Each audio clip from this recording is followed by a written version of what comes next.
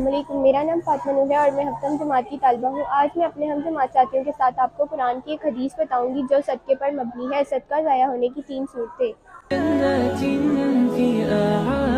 احسان جتانا، کسی پر کی ہوئی نیکی یا مدد کا بار بار کہنا یہاں تک کہ دوسرا شخص شرمندہ ہو، اصل میں اپنے عمل کی قدر کو کم کرنا ہوتا ہے۔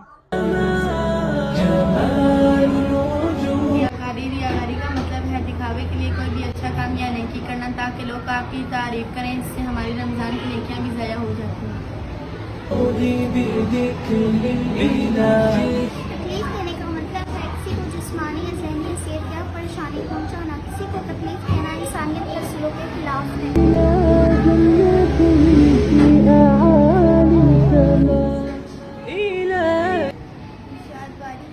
ایمان والوں اپنے صدقات کو احسان جتلا کر یا تکلیف پہنچا کر اس شخص کی طرح ضائع نہ کرو جو دوسروں کو دکھانے کے لیے خرچ کرتا ہے۔